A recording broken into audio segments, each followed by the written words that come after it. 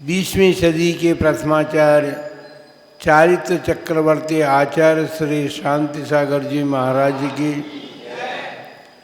परम पूज्य आचार्य श्री वीर सागर जी महाराज की, परम पूज्य आचार्य श्री शिव सागर जी महाराज की, परम पूज्य दीक्षा गुरुवर्य आचार्य श्री धर्म सागर जी महाराज की, परम पूज्य आचार्य श्री अजित सागर जी महाराज की, परम पूज्य शिक्षा गुरुवर्य आचार्य कल्पश्री सुत सागर जी महाराज की, श्रीमद् जैन धर्म की। बोले परम पूज्य वात्सल्य वारिधि आचार्य भगवान श्री वर्धमान सागर जी महाराज की, आचार्य संघ की।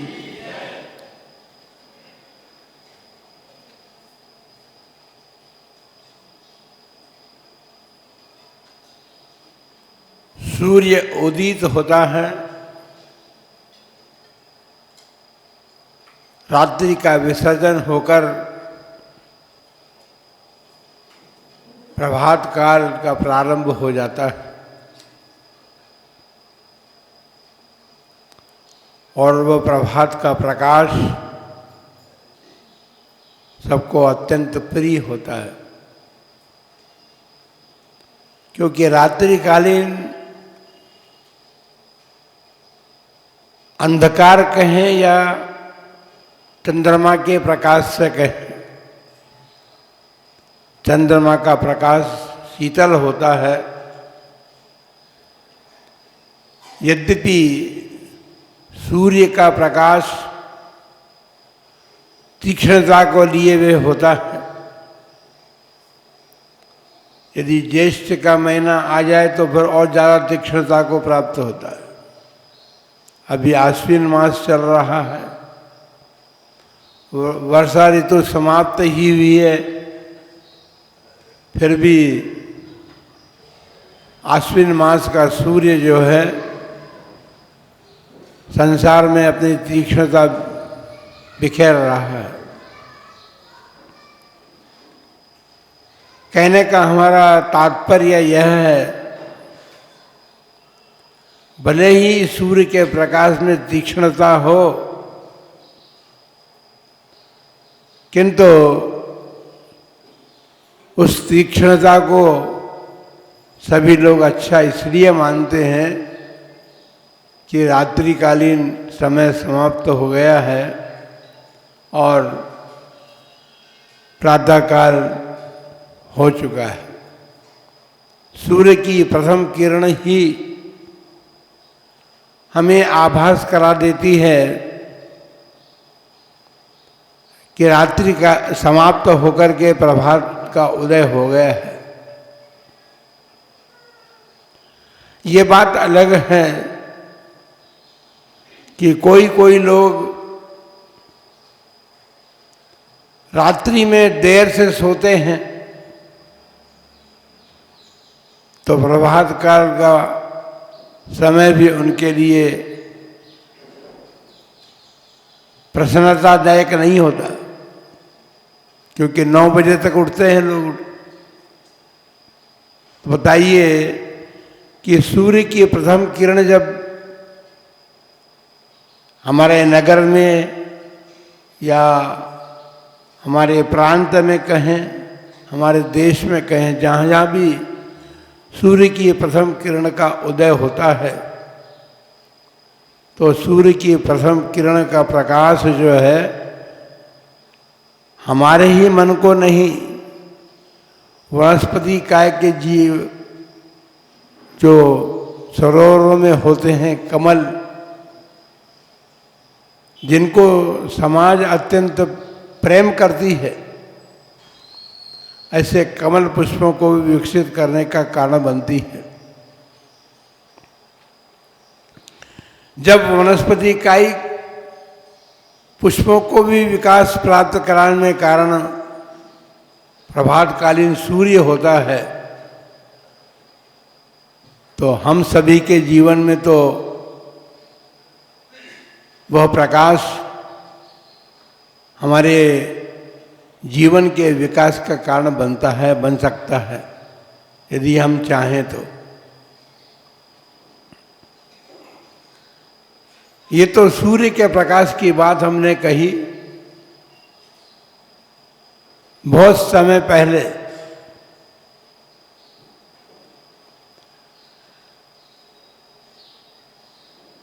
पूर्व में सभी को मालूम है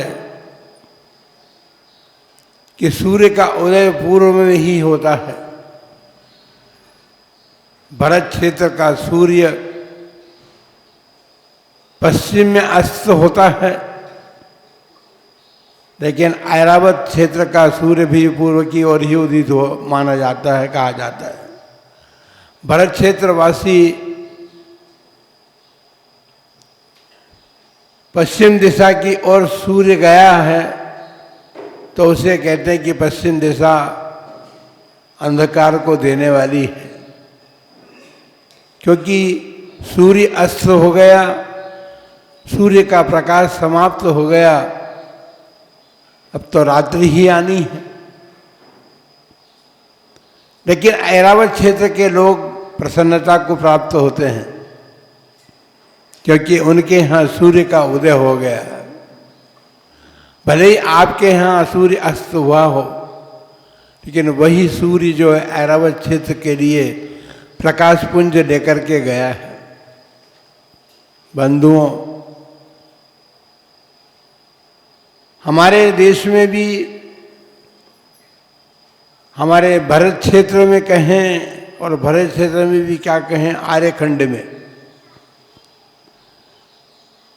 आर्यखंड के भारतवर्ष की बात यदि हम करें तो 400-500 साल का इतिहास है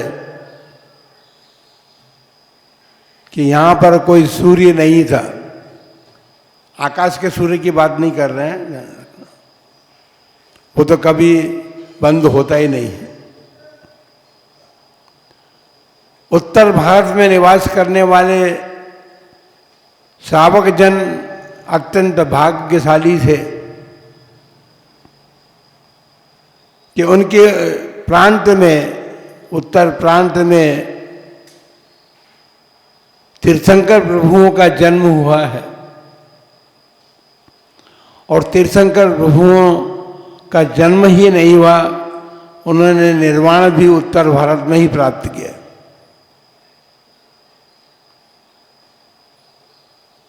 उनके केवल ज्ञान रूपी सूर्य ने समस्त विश्व को ऐसा प्रकाश दिया जिससे धर्म को जानने का अवसर सभी को मिला।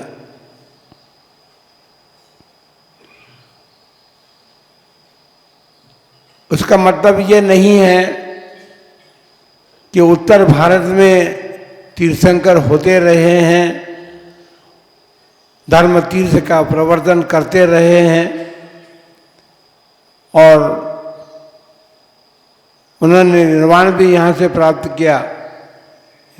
ये नहीं समझना चाहिए कि दक्षिण भारत जो है उससे अछूता रहा हो, क्योंकि तीर्थंकरों का प्रकाश, केवल ज्ञान रूपी प्रकाश जो है समस्त विश्व को प्रकाशित करता है। बंधुओं, कहना हम ये चाहते हैं इस भूमिका के साथ कि हम सभी जानते हैं सूर्य का उदय तो पूर्व में होता है,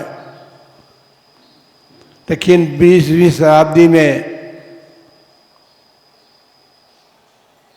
क्रम बदल गया। पहले धर्म सूर्य जो है वो उत्तर भारत में उत्पन्न प्रकट हुए थे, लेकिन भगवान की वाणी को लेकर के शास्त्रों में निबद्ध करने वाले आचार्य परमेष्ठी प्राय करके दक्षिण में ही हुए हैं।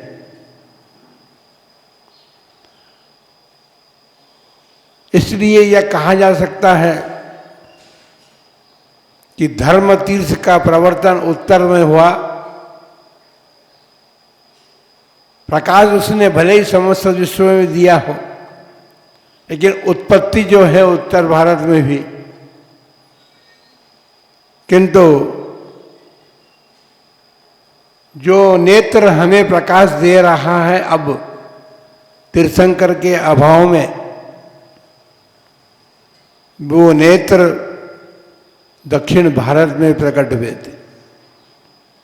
क्योंकि आचार्य परमेश्वरी भले कुंद कुंद आचार्य हों या और आचार्य हों, जिनसेन आचार्य बहुत बड़े आचार्य हुए हैं, तो उन आचार्यों ने हमें वह प्रकाश दिया है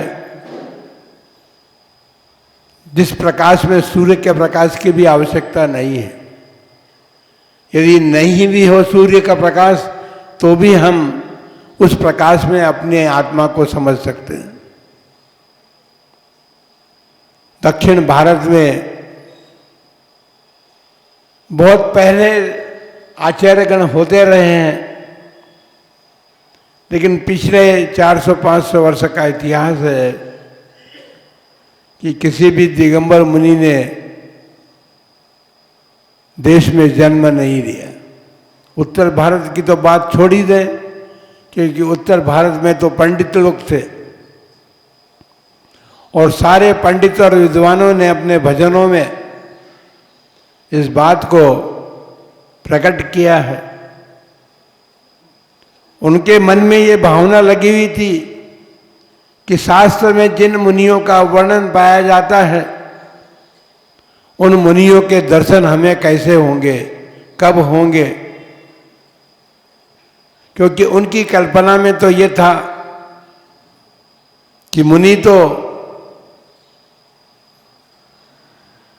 वृक्ष के मूल में निवास करने वाले होते हैं, तपन में पर्वतों के ऊपर बैठने वाले मुनि होते हैं, शीतकाल में सरोवर या नदियों के किनारे निवास करने वाले होते हैं।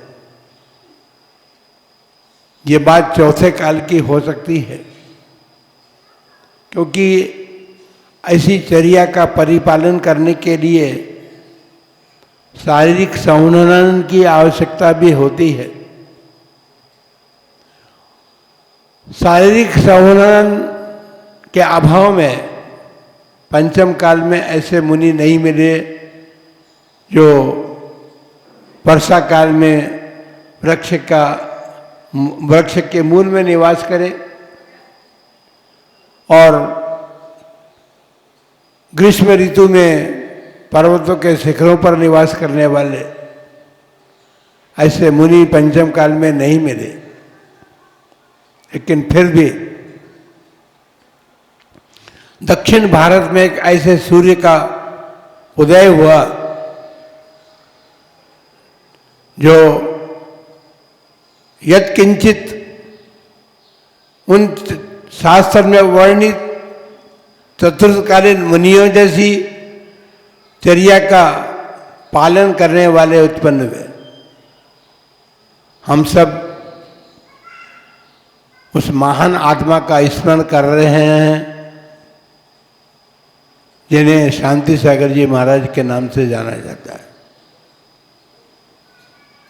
वे न तो उत्तर में हुए थे न पूर्व में हुए, उनका उदय तो दक्षिण में हुआ था। दक्षिण भारत में जन्मे आचार्य श्री शांति सागर जी महाराज रूपी सूर्य जो है उसने समस्त भारत में प्रकाश किया। क्योंकि धर्म तीर्थ का प्रवर्तन विशेष महान आत्माएं ही करती हैं और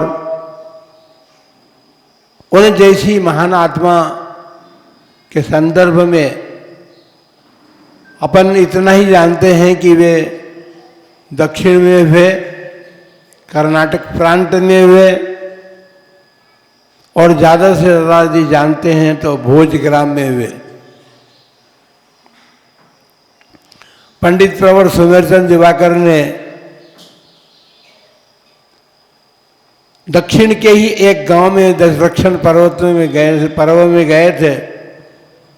उन्होंने कहा था, गांव का नाम तो बड़ा अच्छा है, भोज। और भोज जो है आप सभी जानते हैं कि भोज जब होता है तो आपके लिए आनंददायी होता है। कर्नाटक प्रांत के उस भोज ग्राम में ऐसा भोज सारी, जिस भोज के कारण मुनि धर्म की सुरक्षा हुई और मुनि धर्म को सारे देश को जानने का अवसर प्राप्त हुआ कि मुनि धर्म क्या है, क्या होता है। उनके मुनि बनने से पूर्व भी दक्षिण भारत में ही मुनिजन थे। शास्त्र तो आज भी कहते हैं कि जब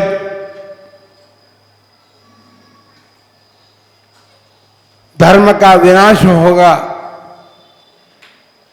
तो भी धर्म दक्षिण भारत में पाया जाएगा। उत्तर भारतीय लोग इस बात का गर्व न करें कि हमारे प्रांत में या हम जिस प्रांत को अपने निवास से प्रकट कर रहे हैं वहाँ पर तीर्थंकरों का जन्म हुआ है। ठीक बात है, गर्व की बात तो है, लेकिन ऐसा गर्व न हो हमारे भीतर कि तीर्थंकर तो हमारे यहाँ हुए हैं। दक्षिण भारत में यद्यपि वो चतुर्थ काल नहीं था, लेकिन परम पूज्य चारित्र चक्रवर्ती आचार्य श्री शांति सागर जी महाराज के यदि हम जीवन को देखते हैं तो तीर्थंकरों से कम भी उनका जीवन नहीं था। यद्यपि वे तीर्थंकर नहीं थे, उत्तम संवर्णन के धारी भी नहीं थे। जिस संवर्णन को वो प्राप्त थे, उनका शरीर, उस संवर्णन से भी उन्होंने तीर्थंकरों जैसे काल में चर्या का परिपालन जो होता था वैसा करके बता दिया हम लोगों को। उसका कारण ये तो भूमिका हुई। एकमात्र कारण उसका रहा है उनके जीवन में जब हम देखते हैं तो प्रारंभिक जीवन में माता पिता का जो संस्कार उन्हें प्राप्त हुआ, क्योंकि संतान जो है माता पिता से जन्म प्राप्त करती है। न माता अकेली जन्म दे सकती है, न पिता अकेले जन्म दे सकते हैं। माता पिता दोनों का संयोग जब प्राप्त होता है, जब संतान प्राप्त होती है। हमें देखना यह है कि महाराज के जीवन में उनके माता पिता ने क्या संस्कार दिए और हम क्या दे रहे हैं अब संस्कार। जिन्होंने अपने जीवन में लौकिक अध्ययन किंचित भी नहीं किया, कन्नड़ भाषा में स्कूलों में पढ़ाया जाता था, बड़ी मुश्किल से उन्होंने तीसरी कक्षा पास की होगी, लेकिन उनके जीवन में जो अनुभव था, अनुभव से उन्होंने जो ज्ञान प्राप्त किया था वो आजकल के लौकिक अध्ययन से भी बहुत बड़ा महत्व रखता है। अपने उस अनुभव रूपी ज्ञान से उन्होंने अच्छे अच्छे विद्वानों के मुंह बंद कर दिए। लड़ाई करके नहीं, विवाद करके नहीं, बड़े शांत चित्त थे। उन्होंने उनके प्रश्नों का उत्तर दिया और प्रश्नों का उत्तर दे करके उनको संतुष्ट किया। सब लोग उनके अनुभव ज्ञान का लोहा मानते थे। पंडित सुमेर चंद जी दिवाकर के जीवन को ही देख लें हम, जिन बातों को लेकर के आज विवाद बड़ी तीव्रता से सारे देश में चल रहे हैं, खास करके पूजा पद्धति को लेकर के। जब दिवाकर जी का आचार्य श्री के साथ दर्शन करने का सौभाग्य हुआ, तो आचार्य श्री के दर्शन करके उनकी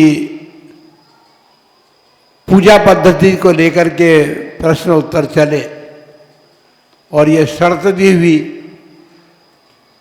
कि यदि आचार्य महाराज में संतुष्ट कर देंगे तो मैं आचार्य श्री की बात को मान लूँगा, और यदि यह संतुष्ट नहीं कर सके तो फिर मेरी बात आचार्य महाराज को माननी पड़ेगी। बात तो ठीक थी। जब बातचीत आपस में परस्पर में हो रही है तो प्रश्न ही नहीं हो सकता कि एक दूसरे को संतुष्ट न करें। आचार्य श्री के पास आगम का प्रकाश था,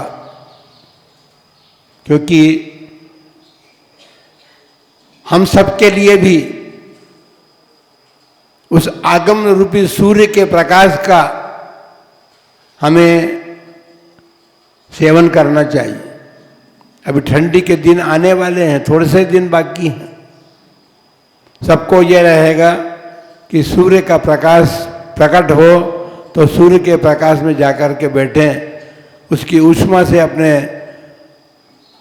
शरीर में जो शीतलता आई है उस शीतलता को हम अनुभव जो कर रहे हैं उसको दूर करने का प्रयत्न करें। अभी भी सारे लोगों के जीवन में शीतलता आती जा रही है। शीतलता कहें या शिथिलता कहें, एक ही बात है। शिथिलता जो है वो भी तो शीतलता ही लाती है अपने जीवन में। उस शिथिलता रूपी ठंड को दूर करने के लिए हमारे पास आचार्य भगवंतों के द्वारा लिखित शास्त्र हैं। उन शास्त्रों के प्रकाश में हम अपने मानसिक शिथिलता को दूर करने का प्रयत्न पुरुषार्थ कर सकते हैं। लेकिन ये बात अवश्य है कि हमें इतनी ईमानदारी अवश्य होनी चाहिए कि हम जिन भी आचार्य के ग्रंथों को पढ़ें उनमें अपने तर्क वितर्क छोड़ करके और अपने तर्कों की उसमें कुशलता नहीं दिखा करके ही हम उससे कुछ प्राप्त कर सकते हैं। आचार्य श्री शांति सागर महाराज के जीवन में भी ऐसी घटनाएं आई हैं, प्रारंभ में ही आई हैं। उनके लिए जिनसेन आचार्य प्रामाणिक थे। प्रथमानुयोग में आदि पुराण ग्रंथ के रचयिता जिनसेन आचार्य हुए हैं, और उन्होंने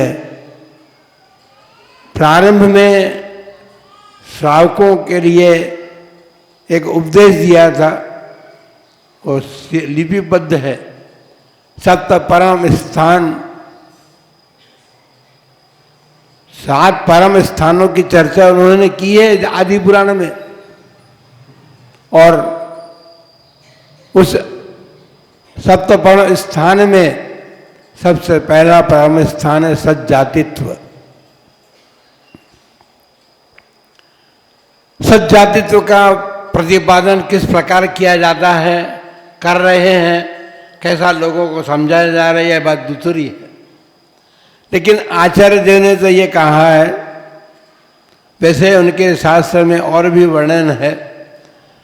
पिता के वंश की शुद्धि जो होती है उसे कुल कहते हैं, और माता के वंश की जो शुद्धि होती है उसे जाति कहते हैं। लेकिन सज्जातित्व के लिए तो यह कहा गया है कि माता और पिता दोनों के कुलों की शुद्धि जब होती है तो सज्जातित्व आता है। परम पूज्य चारी चक्रवर्ती आचार्य श्री शांति सागर जी महाराज का वंश जो है, पितृवंश हो या मातृवंश हो, दोनों ही वंश शुद्ध थे। यह बात अलग है कि जिस जाति में उन्होंने जन्म लिया था उस काल में, उस चतुर्थ जाति में कुछ परंपरा में विकृति आई थी, पुनर्विवाह होने लगे थे उनकी जाति में। और आचार्य महाराज के सम्मुख मंचले लोगों ने कई बार प्रश्न किए और ये आक्षेप उनके होते थे कि आपका कुल शुद्ध नहीं है। आचार्य महाराज ने बड़ी सहजता से, बड़ी शांत चित्त से ये कहा था कि हमने किसी यश प्राप्ति के लिए या अपने मान की पुष्टि के लिए दीक्षा धारण नहीं की है मुनि की, हमने तो आत्म कल्याण के लिए मुनि पद धारण किया है। लेकिन कोई भी व्यक्ति हमारे कुल की अशुद्धि को सिद्ध करने में समर्थ होगा, और यदि हमारे कुल की अशुद्धि को सिद्ध कर देगा तो हम ये मुनिपद छोड़ करके छोटी दीक्षा धारण कर लेंगे। कितना उनके मन में आत्मविश्वास था। 7 पीढ़ी तक के वंश में कोई अशुद्धि हमारे यहां बता दे तो हम मान लेंगे। आज आप वर्तमान में कितने लोग हैं जो इस बात को आत्मविश्वास के साथ कह सकते हैं कि हमारे कुल की शुद्धि को कोई बता सकता है? कह सकते हैं क्या? यदि भी शुद्ध हैं आपके कुल, कोई बात नहीं है, लेकिन फिर भी आप कब अशुद्धि आई है या आ सकती है आप नहीं जानते इस बात। तो सज्जातित्व पर सज्जाति जो है वह सज्जाति आने के बाद ही सदग्रहित्व आता है, क्योंकि जिसकी जाति ठीक होती है, माता पिता का कुल वंश शुद्ध होता है, वही व्यक्ति सदगृहस्थ को प्राप्त हो सकता है। और अपन देखें उनके माता पिता के जीवन को कि उनके जीवन में किस प्रकार से सदगृहस्थ था। उस सदगृहस्थ बनने का संस्कार जो है आचार्य श्री के जीवन में आया। हमारे सामने उदाहरण है थोड़े से राजनीति के भी।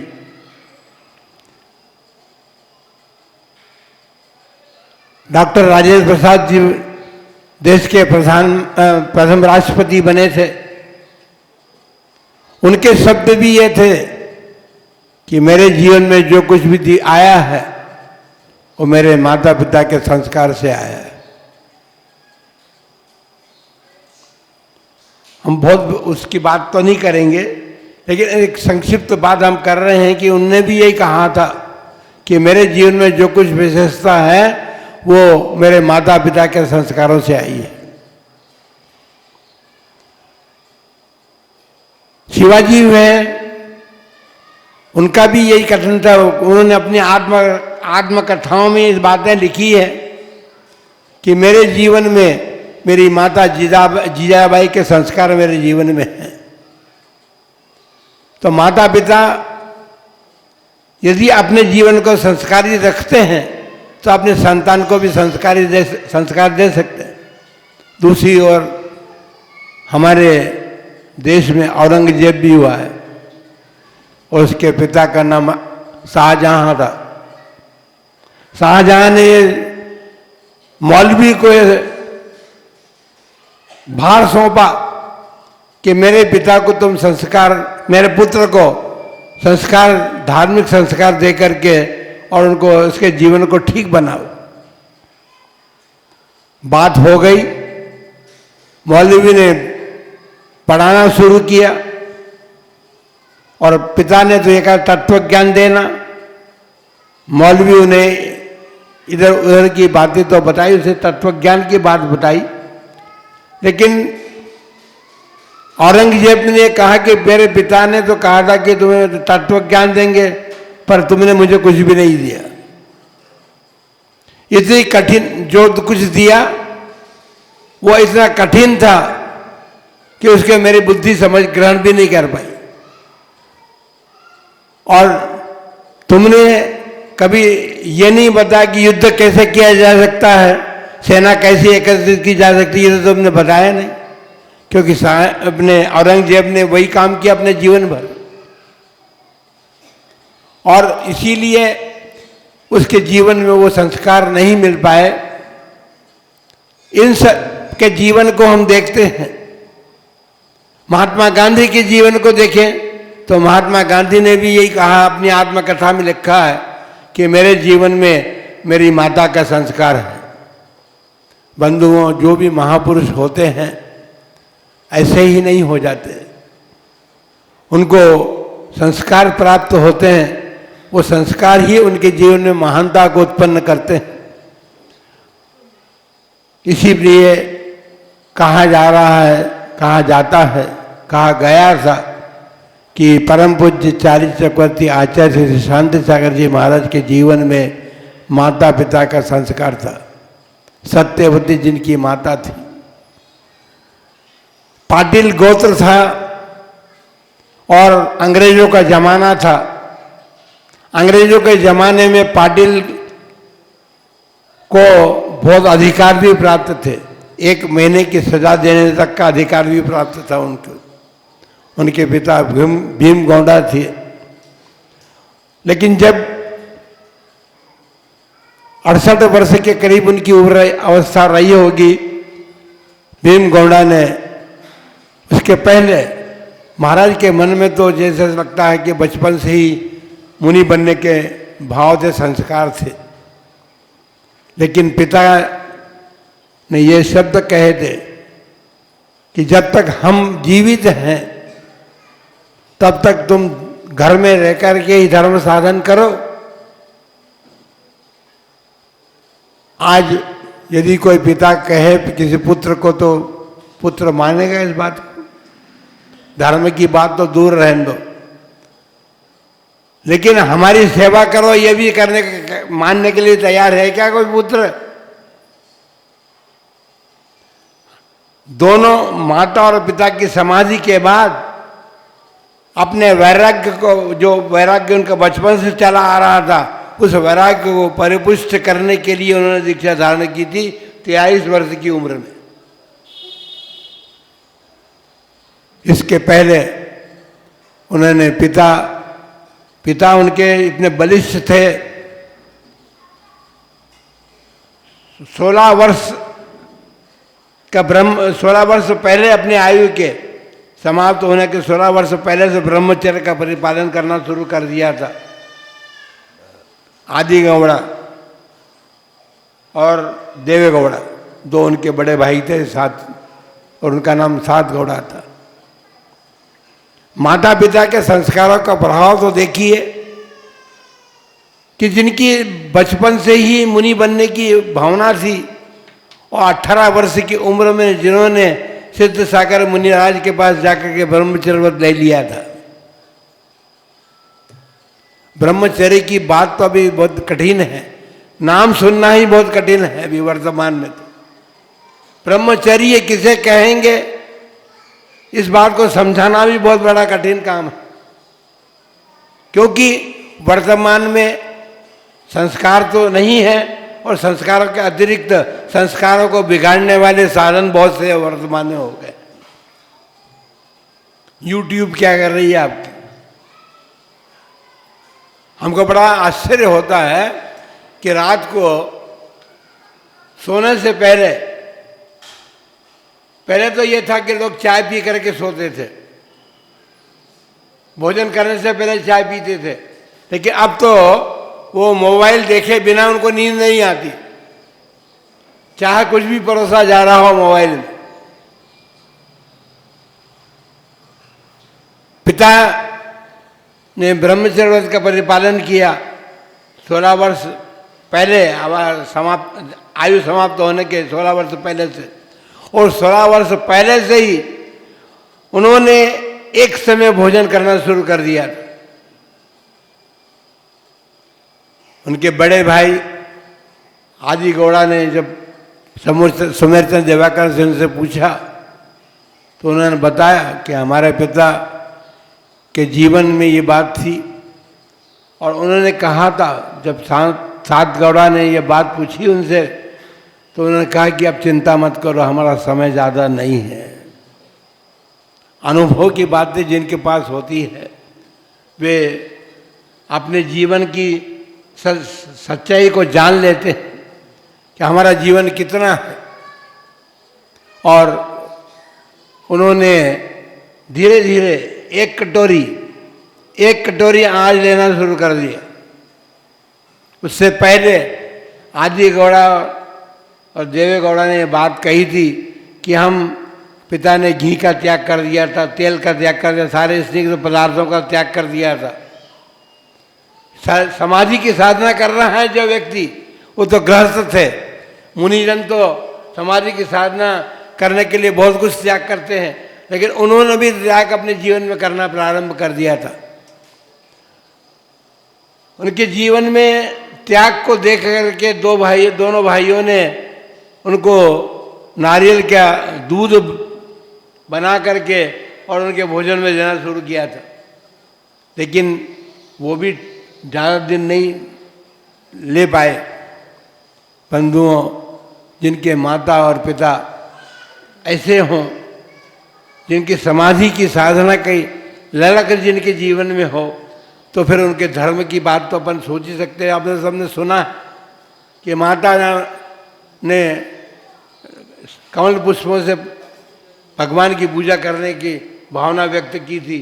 तो इस प्रकार से परम पूज्य चारी चक्रवर्ती आचार्य संत शांति सागर जी महाराज के जीवन में जो विशेषता देखने को अपने को मिली है, वो विशेषता उनके पूर्वजन के संस्कार भी हैं, और वर्तमान में उनके माता पिता ने जो उनको संस्कार दिए, उन संस्कारों से आप देखिए कि दुकान पर उनको बिठाया गया, क्योंकि 9 वर्ष की उम्र में उनकी शादी हो गई थी 6 वर्ष की कन्या से, और 6 महीने के बाद वो कन्या भी समाप्त हो गई।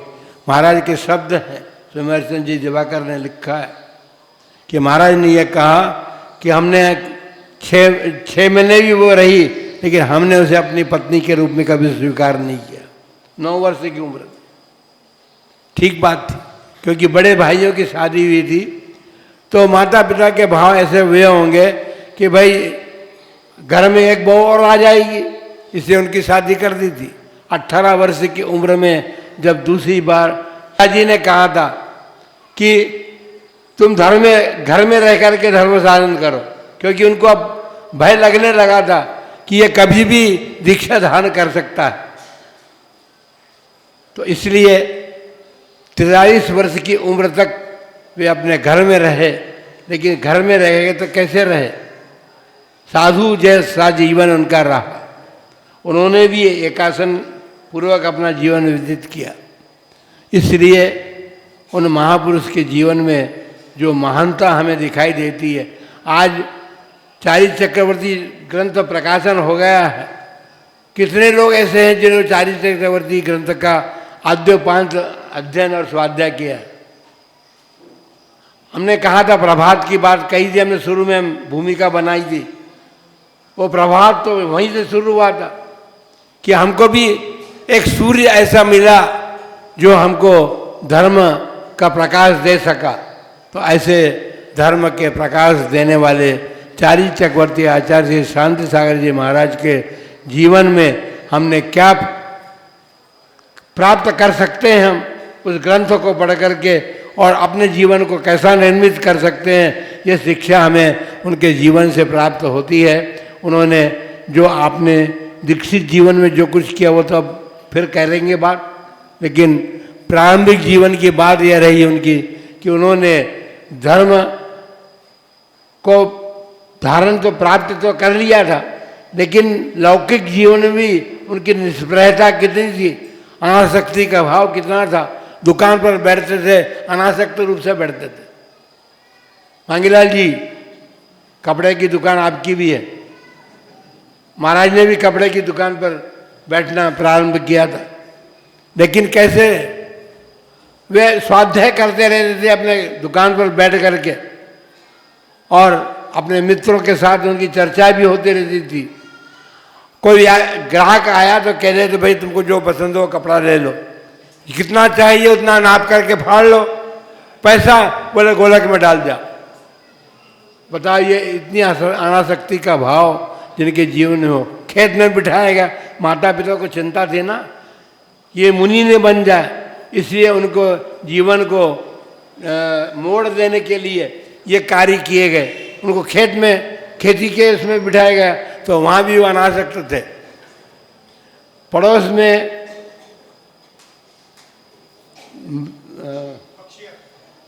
नहीं देवालय, वो क्या था उसका,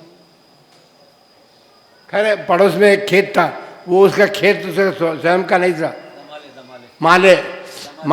दमाले का, लेकिन वो स्वयं उस खेत का मालिक नहीं था, वो वहाँ नौकरी करता था, उसके खेत की देखरेख करता था।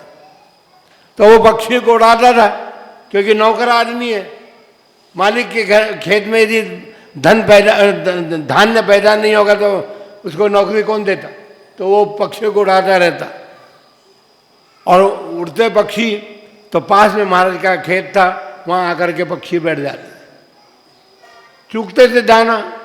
लेकिन महाराज ने एक व्यवस्था और बना दी थी कि भाई दाना चूकने के बाद में पानी की भी जब आवश्यकता तो रहेगी ना, तो पानी के लिए भी कुंड बनाए, कुंडे रख करके उन्होंने वो कर दिया।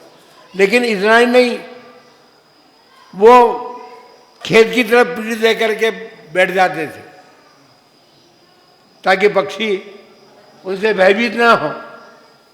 जिनके जीवन में इतनी करुणा थी पक्षियों के प्रति, उनके जीवन में ये भावनाएं थी कि हम किसी का बुरा करेंगे तो कोई हमारे साथ बदला लेकर के हमारा बुरा करेगा। नहीं तो जिनके जीवन में 5-5 बार सर पर शरीर पर चढ़ गए हों, सिंह जैसे क्रूर प्राणी जिनके सामने रात रात भर बैठे रहे और सवेरे चले गए अपने रास्ता नाप करके, तो उन महापुरुष की हम क्या बात कर सकते हैं। इसलिए परम पूज्य चारी चक्रवर्ती आचार्य श्री शांति सागर जी महाराज के इस महोत्सव, अब तो 9 दिन बाकी रह गए। हाँ 8 दिन बाकी, 7 दिन बाकी रहे। हमको 9 दिन की बात है याद, हम 13 तारीख याद रखते हैं ना, इसलिए 13 से 15 याद रहती, इसलिए 9 दिन हो गए, कोई बात नहीं।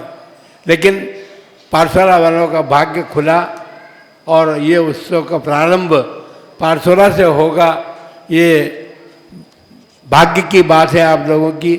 और इस उत्सव को प्रारंभ करके आप अपने जीवन को भी उत्सवमय बनाएं, और जीवन में उस ऐसा उत्सव जो आचार्य महाराज ने अपने जीवन में परमोत्सव किया, वो उत्सव हम अपने जीवन में भी प्राप्त कर सकें।